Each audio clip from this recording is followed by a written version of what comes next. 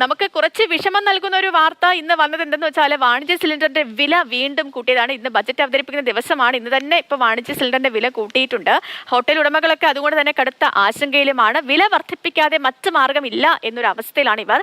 Hotel നടത്തിക്കൊണ്ടു പോകുന്നതിൽ ഭീമമായ തുക വാതകത്തിന് തന്നെ ചിലവാക്കേണ്ടി വരുന്ന ഒരു പ്രതിസന്ധി ചെറുതുമല്ല. ഇപ്പോൾ എന്തൊക്കെയാണെങ്കിലും നമുക്ക് ഇതുമായിട്ടുള്ള വിശദാംശങ്ങൾ നൽകാൻ കോഴിക്കോട് നിന്ന് രാഹുലും അതുപോലെ തന്നെ കൊച്ചിയിൽ നിന്ന് ആദിത്യൻ ഓമനക്കുട്ടനും ചേരുന്നു. അപ്പോൾ ഞാൻ ആദ്യം ആദിത്യനിലേക്ക് പോവുകയാണ്. ആദി, ഗുഡ് മോർണിംഗ്. നമുക്ക് ഈ വാണിജ്യ സിലിണ്ടറിന്റെ വിലയാണ് കൂട്ടിയിരിക്കുന്നത്. ഇപ്പോൾ ഈ പറയുന്നത് പോലെ എല്ലാ മാസവും ഇതുപോലെ എണ്ണ കമ്പനികൾ വാണിജ്യ സിലിണ്ടറിന്റെ വില കൂട്ടാറുണ്ട്. പക്ഷേ ഇക്കുറി ഇന്ന് ബജറ്റ് അവതരിപ്പിക്കുന്ന ഒരു ദിവസം കൂടിയാണ്. എങ്കിലും ഇന്ന് 1-ാം തീയതിയാണ്. വാണിജ്യ സിലിണ്ടറിന്റെ വില അവർ കൂട്ടി. പക്ഷേ 15 രൂപ വരെ കൂട്ടിയിരിക്കുന്നു എന്നുള്ളതാണ് ഇതിൽ ആശങ്കപ്പെടുത്തുന്ന ഒരു കാര്യം. അപ്പോൾ എന്താണ് നമ്മുടെ ഈ കൊച്ചിയെ സംബന്ധിച്ച്, അവിടെ ഒരു ഫുഡ് ഹബ്ബ് കൂടിയാണല്ലോ കൊച്ചി. അപ്പോൾ ഈ അവിടുത്തെ ഈ ഹോട്ടൽ ഉടമകളുടെ അല്ലെങ്കിൽ ജീവനക്കാരുടെ ഒക്കെ അവരുടെ ഒരു നിലപാട്, അവരുടെ ഒക്കെ പ്രതികരണം എന്താണ്? ഇത് മുന്നോട്ട് കൊണ്ടുപോകാൻ പറ്റുന്ന ഒരു അവസ്ഥയിലാണോ?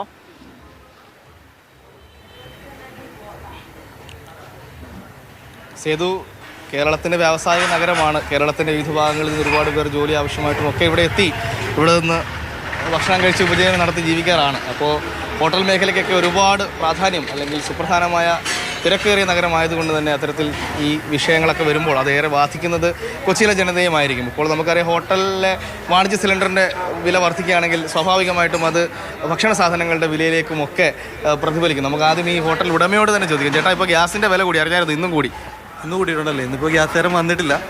നമുക്കിപ്പോൾ നിലവിൽ 1750 കിട്ടുന്നത്. ഇത്തിരി കൂടുതലാണ്. ഇനിയും കൂടും. ഒരു 15 രൂപയുടെ കൂടാൻ പിടിച്ചേക്കാൻ പാടാ. എങ്ങനെയാണ് ഈ ഗ്യാസിൻ്റെ വില കൂടുമ്പോൾ എങ്ങനെയാണ് നിങ്ങളത് ബാധിക്കുക?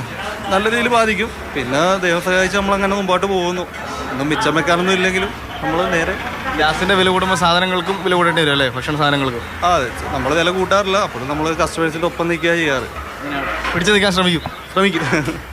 വില കൂട്ടിയാലും നമുക്കറിയാം വാണിജ്യ സിലിണ്ടറിൻ്റെ വില കൂടും. പക്ഷേ ഒരു ചായക്ക് 1 രൂപ കൂടിയാൽ നമ്മൾ ഹോട്ടലുകാരെ തെറിവില്ല. ഇപ്പോൾ ഇവിടുത്തെ ഏറ്റവും വലിയ പ്രത്യേകത എന്ന് പറഞ്ഞാൽ ചിക്കൻ ബിരിയാണിക്ക് 130 വെട്ടി 110 ആക്കിയിട്ടുണ്ട് കേട്ടോ. എന്തായാലും വാണിജ്യ സിലിണ്ടറിൻ്റെ വില കൂടിയാലും ഇവിടെ ചിക്കൻ ബിരിയാണിക്ക് ഓഫറൊക്കെ കൊടുക്കുന്നുണ്ട്. ചേട്ടാ, ഗ്യാസിൻ്റെ വില കൂടിയായിരുന്നു.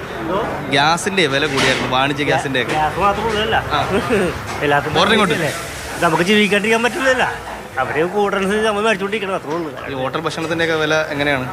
പഴയതുപോലെയാണോ? അതിപ്പോൾ അവരെ പറഞ്ഞിട്ട് കാര്യമില്ല. ഇന്നും കൂട്ടി 15 രൂപ. പക്ഷെ അവരങ്ങനെ ഭക്ഷണത്തെ അങ്ങനെ പെട്ടെന്ന് കൂട്ടണില്ല.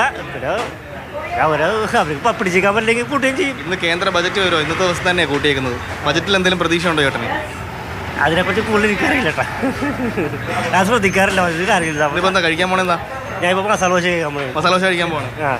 വിശക്കുമ്പോൾ എന്തോ പൈസ നോക്കിയിട്ട് കാര്യമില്ല, കഴിക്കണമല്ലോ.